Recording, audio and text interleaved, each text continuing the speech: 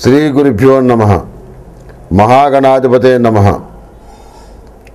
ములుగు.com ప్రేక్షకులకు శ్రీకాళహస్తీశ్వర స్వామి దేవస్థానం ఆస్థాన సిద్ధాంతి ములుగు రామలింగేశ్వర ప్రసాద్ నందననామ సంవత్సర శుభాకాంక్షలు.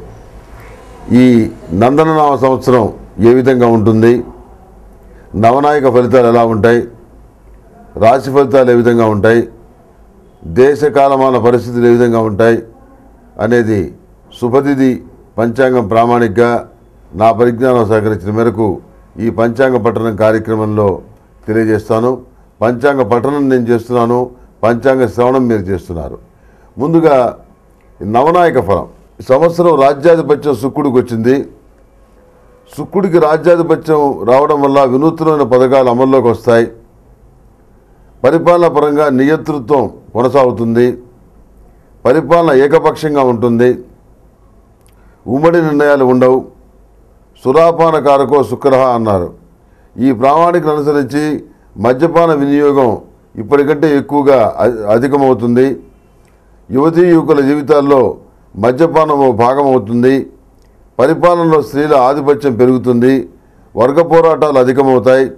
పరిపాలనలో చురుకుదనం లోపిస్తుంది. అధికారుల పాలనలో పరిపాలన నడుస్తుంది. ప్రజాస్వామ్య వ్యవస్థలోనే ఇదొక వినూత్నమైన అధ్యాయం. అవినీతి పనులను శిక్షించడంలో ముఖ్య స్థానాల్లో ఉన్నవారు వెనకడుగు వేస్తారు. ప్రజా జీవితంలో పరిపాలనలో న్యాయ వ్యవస్థ శక్తికి మించి పనిచేయవలసిన పరిస్థితి గోచరిస్తుంది. కోర్టు తీర్పులు మార్గదర్శకాలు అవుతాయి. ముఖ్య స్థానాల్లో ఉన్న వ్యక్తుల బాధ్యతారాహిత్యమే ఇందుకు కారణమవుతుంది.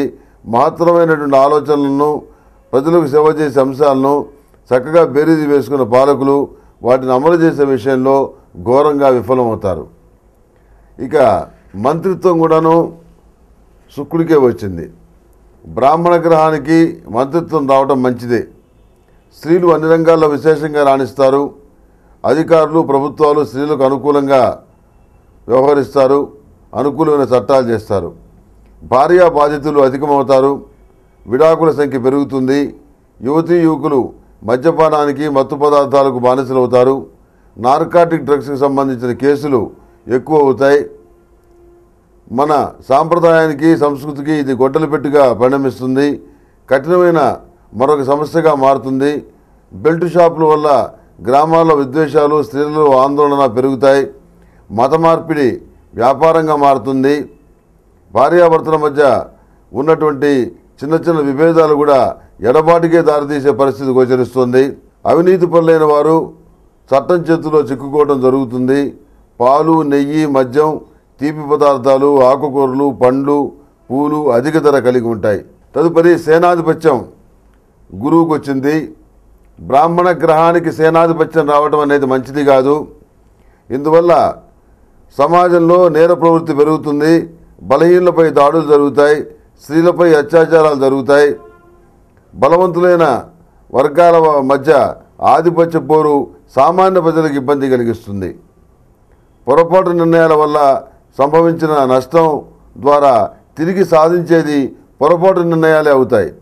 అధ్యాపకులు, ఉపాధ్యాయులు, ఉన్నత స్థానాల్లో ఉన్న వారి ప్రవర్తన చాలా ఆక్షేపణీయంగా, విమర్శనాత్మకంగా తయారవుతుంది. ఇక సస్యాధిపత్యం చంద్రుడికి వచ్చింది. చతుషష్ఠి కళాకోవిదుడైన చంద్రుడికి ఈ సస్యాధిపత్యం రావటం వల్ల వ్యవసాయ రంగం సామాన్యంగా ఉంటుంది. పేదలకు ఆహార ధాన్యాల పరమార్థం అందుతుంది. వివిధ రకాల కారణాల వల్ల ధాన్యం నష్టపోవలసిన పరిస్థితి గోచరిస్తుంది. జల ఉపద్రవాలు అధికమవుతాయి. వాతావరణ పరిస్థితులు వ్యవసాయానికి పెద్దగా అనుకూలించవు. తీవ్రమైన తుఫానులు సంభవిస్తాయి. తినుబండారాలు, శీతల పానీయాలు, కళారూపాలు, సినిమాలు, టీవీలు, సమాజంలో వివిధ రకాల అనారోగ్యకరమైనటువంటి పరిస్థితులకే ఇవి కారణమవుతాయి. ఇవి కేంద్ర బిందువు అవుతాయి. అన్ని రకాల ధాన్యాల సరుకుల ధరలు విశేషంగా పెరుగుతాయి. బంగారం, వెండి ధరలు హెచ్చుగానే ఉంటాయి. మినువులు, కందులు, మిరపకాయలు, పొగాకు ధరలు అధికంగా ఉంటాయి. బ్లాక్ మార్కెట్ విజృంభిస్తుంది. నకిలీ నూనెలు, నెయ్యి, పూజా సామాగ్రి ప్రజా జీవితంలో ప్రధానమైనటువంటి ప్రస్థానాంశాలు అవుతాయి. తదుపరి ధాన్యాధిపత్యం శనికొచ్చింది. దీనివల్ల ధాన్యం గిడ్డంగులు ఖాళీ అవుతాయి. ప్రపంచంలో ఆహార ధాన్యాల కొరత ఏర్పడుతుంది. వేరుశనగ, మెంతులు, నువ్వుల నూనె, పాలు, పెరుగు, నెయ్యి, నవధాన్యాల ధరలు, పసుపు, ఉల్లి, వెల్లుల్లి, అపరాల ధరలు ఆకాశంలో ఉంటాయి. తినకపోతే నీరసం, తింటే అరగని పరిస్థితి ఇబ్బంది కలిగిస్తుంది. నల్ల నువ్వులు వృద్ధి చెందుతాయి. నల్లరేగడి నేలలో వ్యవసాయం కొంత మెరుగ్గా ఉంటుంది. పాడుబడిన బంజరు భూములు అత్యధిక ధర కలిగి ఉంటాయి. అకాల వర్షాలు, తుఫానుల వల్ల ఆహారాన్ని, ధాన్యాన్ని నష్టపోవటం అనేది జరుగుతుంది. సత్రాలలో, మఠాలలో, అన్నదాన సత్రాలలో ఆహార పంపిణీ బాగుంటుంది. తదుపరి అర్ఘ్యాధిపత్యం గురువుకు వచ్చింది. ప్రజలకు సువర్ణం మీద మోజు పెరుగుతుంది. వైట్ కాలర్ నేరాలు అధికమవుతాయి. ఆన్లైన్ మోసాలు అధికమవుతాయి. ప్రజలలో సిద్ధాంతపరమైన విభేదాలు ఏర్పడతాయి. ప్రఖ్యాతి చెందిన ఆర్థిక సంస్థలు దివాలా తీస్తాయి. ముఖ్య దేశాలలో ఆర్థిక సంక్షోభం ఏర్పడుతుంది. దేవాలయాల్లో వినూత్నమైనటువంటి సంస్కరణలు అవసరమవుతాయి. ఆధ్యాత్మిక గురువుల ఆధిపత్యం పెరుగుతుంది. దొంగ స్వామీజీల ప్రాభావం కూడా బాగా పెరుగుతుంది. ప్రజలలో వీళ్ళ ప్రాబల్యం బాగా పెరుగుతుంది. వేదాధ్యయనం, వేదముల అభివృద్ధి బాగుంటుంది. దేవాలయాల్లో వేదఘోష ప్రపంచ శాంతిని కోరుకుంటుంది. ప్రజలలో ఆధ్యాత్మిక చింతన, భక్తిభావం, దానగుణం పెరుగుతాయి. గో సంరక్షణ కార్యక్రమాలు వేగవంతం అవుతాయి. దేవాలయాలు భక్తులతో కిటకిటలాడతాయి. వైభవంగా ఉత్సవాలు, పూజలు జరుగుతాయి. తదుపరి మేఘాధిపత్యం గురువుకు వచ్చింది. ఈ మేఘాధిపత్యం గురువుకు వచ్చిన కారణం చేత పట్టణ ప్రాంతాల్లో మేఘాలు బాగా వర్షిస్తాయి. ఈదురుగాలులతో కూడిన వర్షపాతం ప్రజలను భయభ్రాంతులకు గురి చేస్తుంది. భూకంపాలు సంభవిస్తాయి. గాలిలో వేగం పెరుగుతుంది. పర్వత ప్రాంతాలలో వర్షం బాగా కురుస్తుంది. కొండలను పోలినటువంటి మేఘాలు నిరాశ కలిగిస్తాయి. సందేశరహితమైన మేఘాలే ఈ సంవత్సరం గోచరిస్తున్నాయి. ఋతుపవనాలు ఆలస్యం అవుతాయి.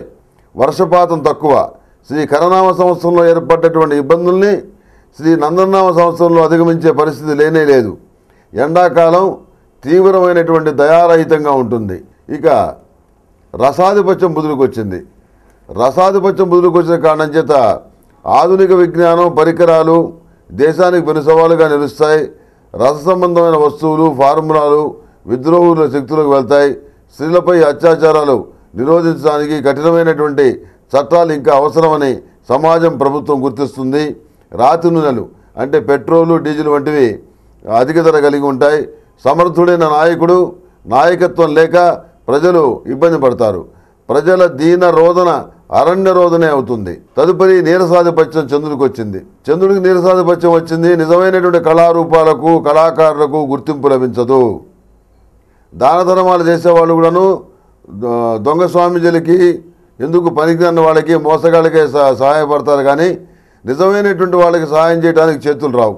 అవార్డులు, రివార్డులు, బిరుదులు అన్నీ అంగట్లో సరుకు మాదిరి అవుతాయి. ఉన్నత స్థానాల్లో ఉన్నవారు అవినీతి ఆరోపణలతో పరువు పోగొట్టుకుంటారు. కుంభకోణాల్లో ఇరుక్కుంటారు. మరికొన్ని భారీ కుంభకోణాలు బయటపడతాయి. భారీ స్కాములు కూడా బయటపడతాయి. వ్యక్తిగత బలహీనతతో అపఖ్యాతి పొందుతారు. ఆంధ్ర, బర్బర, కళింగ, మగధ దేశములకు, గాంధార దేశములకు అంటే ఆఫ్ఘనిస్తాన్ దేశాలకి అరిష్టకాలము సూచిస్తోంది. అగ్ని పర్వతాలు విస్ఫోటనం చెంది ప్రకృతి ముందు మానవుడు బలహీనుడని మరొకసారి రుజువవుతుంది. ఈ సంవత్సరం వచ్చిన ఆధిపత్యాల కారణంగా నవనాయక ఫలితాలు ఈ విధంగా సూచిస్తున్నాయి. ఎందుకంటే పంచాంగ పఠనం అనేటువంటిది ముఖస్థుతిగా తయారవటం, ఎవరు ముందు కూర్చుంటే వాళ్ళని పొగట్టం తయారవుతుందని చెప్పిన పత్రికల్లో కూడా విమర్శలు వస్తున్నాయి. మీకు అందరికీ తెలుసు. నేను మొదటి నుంచి ఏదైనా స్పష్టంగా చెప్పడమే నాకు అలవాటు. ఎవరు ఏ విధంగా అనుకున్నప్పుడు కూడాను ఆ రకంగా మీరు చూపిస్తున్న అభిమానం వల్లనే నేను ఈ విధంగా స్పష్టంగా ఫలితాలు తెలియజేస్తున్నాను. ఇక పంచాంగంలో మిగిలిన విషయాలను పరిశీలిద్దాం.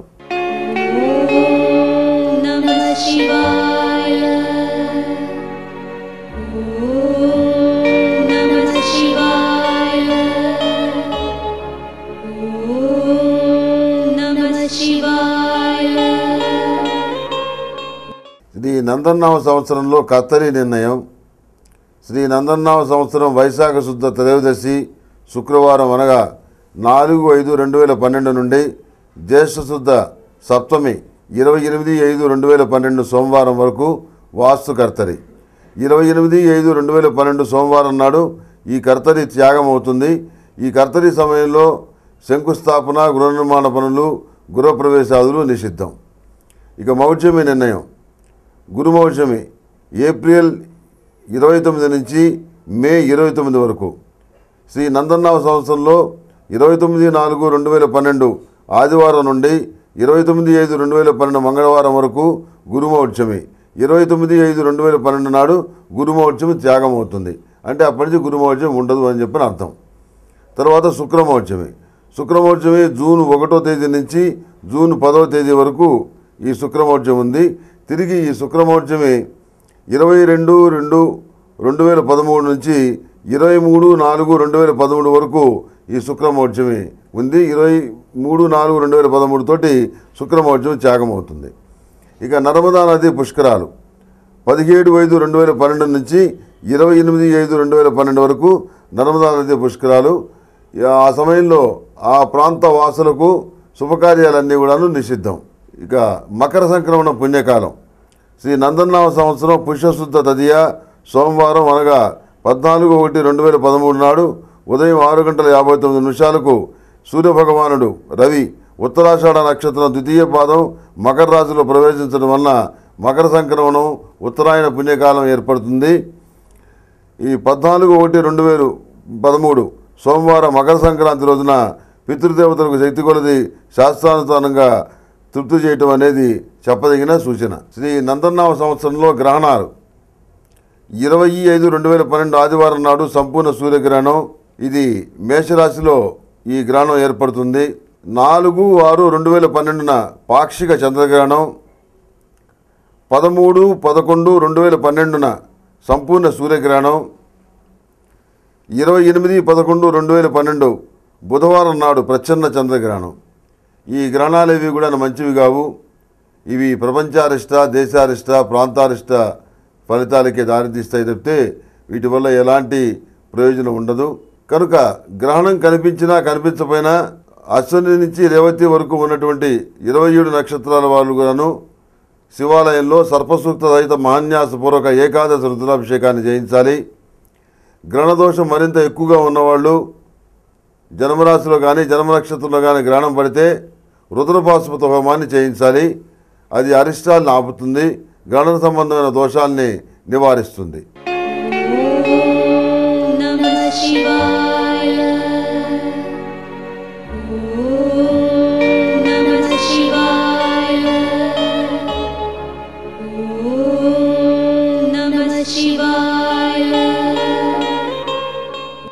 రాశి ఫలితాలు.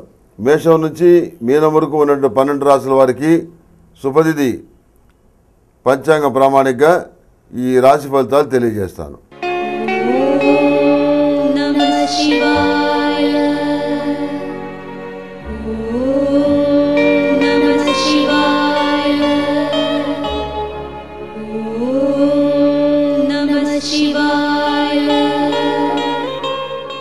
శ్రీ నందనామ సంవత్సరంలో మేషరాశి వారికి ఫలితాలు.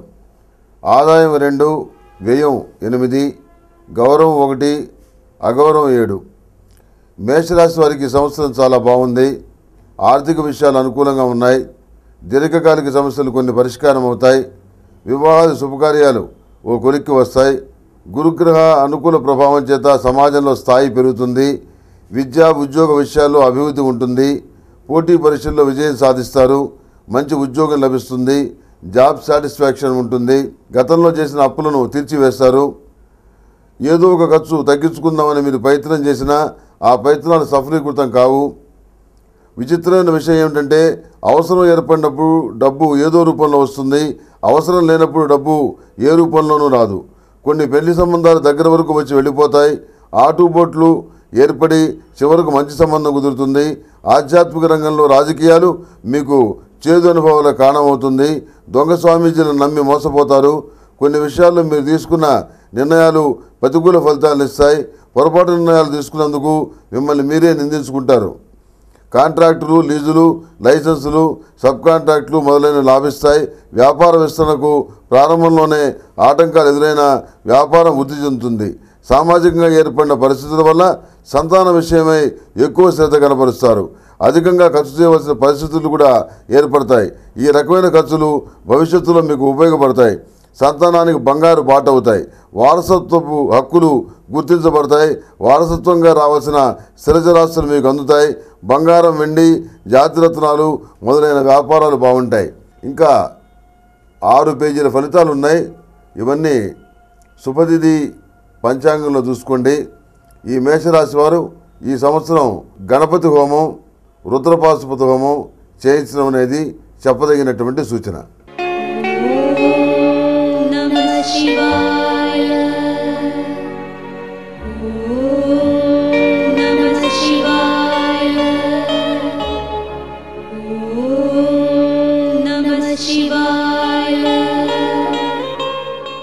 వృషభ రాశి వారికి నందనామ సంవత్సరంలో ఫలితాలు.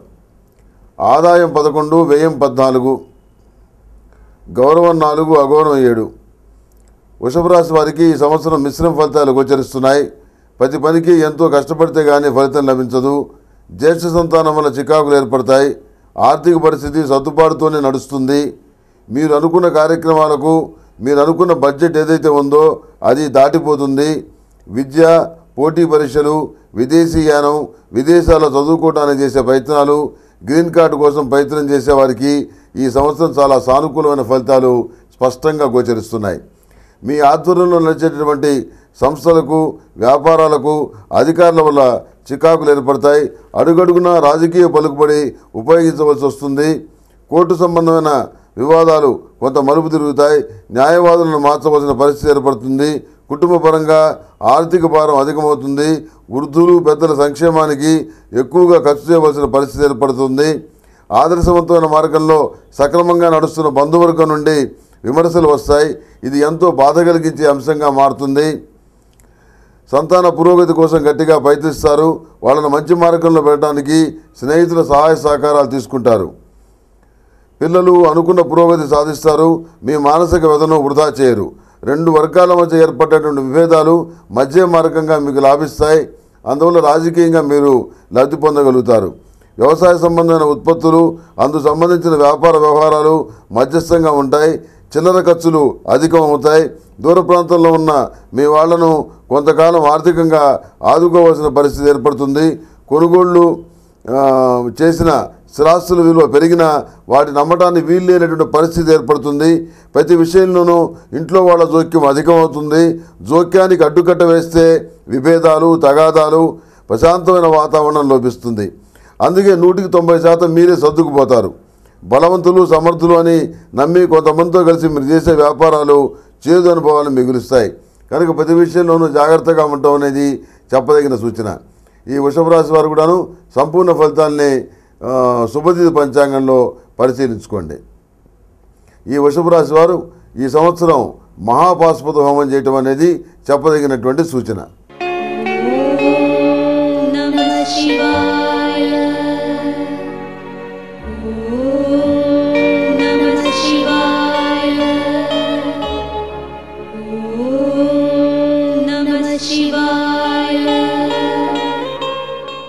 తదుపరి మిథున రాశి. మిథున రాశి వారికి ఆదాయం 14, వ్యయం 11, గౌరవం 7, అగౌరవం 7. ఈ రాశి వారికి సంవత్సరం చాలా బాగుంది. ఆర్థిక స్థిరచరాస్తులకు సంబంధించిన విషయ వ్యవహారాలు బాగున్నాయి. దీర్ఘకాలికంగా మొండికి పడ్డటువంటి పనులు ఈ సంవత్సరం పూర్తవుతాయి. ఆరోగ్యపరంగా ముందు జాగ్రత్తలు తీసుకుంటారు. ఇందువల్ల ప్రయోజనం ఉంటుంది. ముఖ్యమైన వ్యక్తులతో మీకున్న సంబంధ బాంధవ్యాలను సరిదిద్దుకోవడానికి ప్రయత్నిస్తారు. స్త్రీల వల్ల మేలు జరుగుతుంది. సంతాన పురోభివృద్ధి బాగుంటుంది. మీ శక్తి సామర్థ్యాలను నిరూపించుకొని మంచి ఉద్యోగాన్ని సాధిస్తారు. మీ ఆలోచన విధానం ఎవరి ఊహలకు అందనట్లుగా ఉంటుంది. సహోదర సహోదరి వర్గాన్ని ఆదుకుంటారు.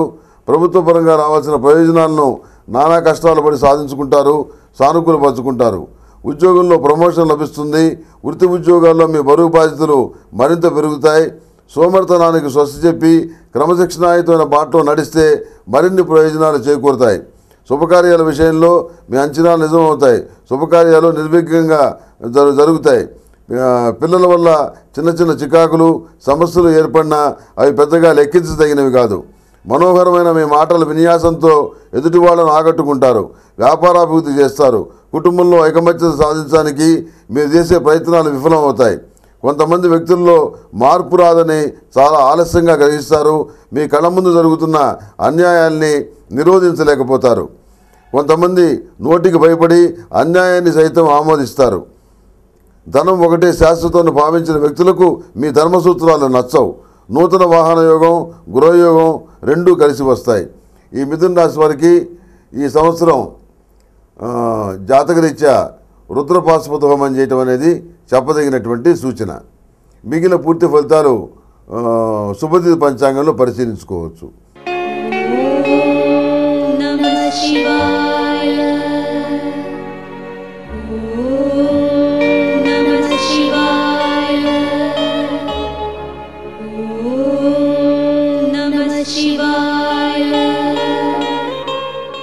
తదుపరి కర్కాటక రాశి. కర్కాటక రాశి వారికి ఆదాయం 8, వ్యయం 11, గౌరవం 3, అగౌరవం 3. కర్కాటక రాశి వారికి ఈ సంవత్సరం బాగుంది. విద్యా సంబంధమైన విషయాలు, విదేశీయాన సంబంధమైన విషయాలు, భూమి సంబంధమైన విషయాలు, గృహ నిర్మాణ సంబంధమైన విషయాలు, వివాహాది శుభకార్యాలకు సంబంధించిన విషయాలు సానుకూలపడతాయి. శత్రువర్గం కొంత బలం పుంజుకోవటం ఇబ్బందికరంగా మారుతుంది.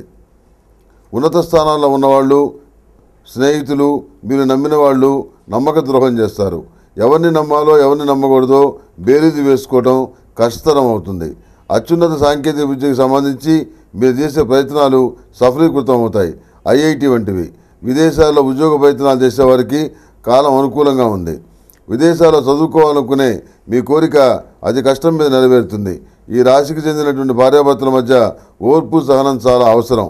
వివాదాలకు ఎంత దూరంగా ఉంటే అంత మంచిది. పరస్పరం అర్థం చేసుకునే పరిస్థితి నెలకొల్పుకోవాలి. భార్యాభర్తల మధ్య సంబంధాలను తెగదింపులు చేసేవారు ఉంటారు. అలాంటి వారి పట్ల జాగ్రత్తగా ఉండాలి. స్టేషనరీ, రవాణా సంబంధమైన, ఆహార సంబంధమైన, అలంకార సంబంధమైన వ్యాపార వ్యవహారాలు బాగుంటాయి. ఆర్థికపరమైన అంచనాలు మీరు ఊహించిన దానికన్నా రెట్టింపు అవుతాయి. ఎంత ఆదాయం ఉన్నా కొన్ని సందర్భాల్లో ఆర్థికంగా సర్దుబాటు చేసుకోవడానికి ఇబ్బందులు పడవలసిన పరిస్థితి వస్తుంది. స్త్రీలతో ఏర్పడ్డ విభేదాలు చాలా విషయాల్లో వ్యతిరేక ప్రభావం చూపిస్తుంది.